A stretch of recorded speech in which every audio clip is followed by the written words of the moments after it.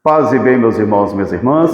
Estamos na quarta-feira da 21ª semana do Tempo Comum, dia 26 de agosto. Hoje, a nossa fraternidade, aqui em Tambacuri, está recebendo a imagem peregrina da Mãe do Bom Pastor. A Mãe do Bom Pastor é a padroeira das missões capuchinhas, uma ordem religiosa com mais de 10.000 irmãos, distribuídos em 120 países. Estamos nos preparando para celebrarmos os 500 anos da reforma da Ordem dos Capuchinhos. Por isso, essa imagem da Mãe do Bom Pastor vai peregrinar por todas as 12 províncias do Brasil.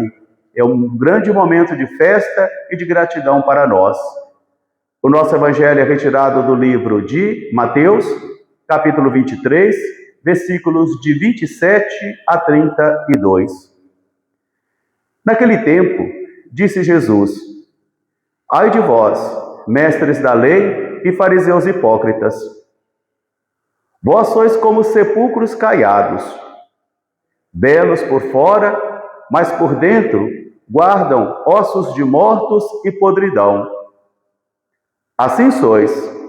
Por fora transparece pureza para aqueles que estão diante de ti, mas por dentro carregam injustiça e podridão. Ai de vós, mestres da lei e fariseus hipócritas! Vós edificais sepulcros para os profetas, e enfeitais também os túmulos dos justos, e dizem: se nós vivêssemos na época dos nossos pais, nós não seríamos cúmplices do assassinato dos profetas. Por isso, vós também professais que sois filhos de assassinos. Assim, completai então a medida da obra dos vossos pais. Palavra da salvação. Glória a vós, Senhor. Meus irmãos, minhas irmãs, o evangelho de hoje está continuando o evangelho iniciado ontem. E as características desse evangelho são os ais de Jesus. Ai de vós, mestres da lei e fariseus hipócritas, diz ele. A religião de Jesus era dividida em diversos partidos religiosos, grupos religiosos. Tinham, por exemplo, os saduceus, que eles não acreditavam na ressurreição, e tinha também os fariseus, o mais famoso deles, que eles eram considerados como separados. Eles se separavam da vida social porque achavam que o mundo estava perdido, estava todo mundo impuro, todo mundo perdido, e somente eles eram puros e os verdadeiros crentes. Por isso eles não comiam qualquer alimento, eles não entravam em qualquer casa, eles não faziam amizade com qualquer pessoa, e eles davam grande importância aos ritos externos, às purificações externas. Daí que Jesus então hoje vai completar o evangelho dele com seus ais. Ai de vós, escribas e fariseus hipócritas! Se ontem Jesus acusava que eles pagavam o dízimo da hortelã, da erva doce e do cominho, mas eles não guardavam as coisas mais importantes da fé e da religião, como a justiça, a misericórdia e a fidelidade, e Jesus dizia: deveis praticar isso e também guardar aquilo. Agora Jesus então está novamente dizendo seus ais. Ai de vós! Na primeira leitura, ainda, da carta de São Paulo aos Tessalonicenses, ele ainda continua também a refletir sobre a necessidade do testemunho de vida. Porque o melhor pregador que existe, o melhor evangelizador que existe ainda é o testemunho de vida. Por isso o apóstolo vai dizer: é necessário que a gente se comporte bem para ser exemplo para os demais, para propor um estilo santo de vida, ainda que tenhamos e carregamos também em nós uma certa dosagem de hipocrisia, de incoerência, mesmo assim, até nesses momentos, reconhecer a sua fraqueza e também reconhecer a sua impureza é um modo de evangelizar, porque ninguém se autoproclama, ninguém se autodefine como pureza, como puro, como justo, como santo, porque um só é o bom. Um só é o justo, o Senhor. Jesus está ainda condenando uma religião de aparência, daqueles que procuram parecer externamente, através de ritos, de vestes, através de tradições, como homens e mulheres puros, mas que dentro de si, de Jesus, carregam ossos de mortos e também podridão. Por fora, sois como sepulcros caiados, são belos e enfeitados, mas por dentro carregam ossos de mortos e também podridão. Jesus está sendo muito duro nas suas considerações de hoje. E essa palavra serve para mim, e essa palavra serve para você, e serve para os cristãos de todos os tempos. Ninguém tem o direito de julgar ninguém. Ninguém tem o direito de condenar ninguém.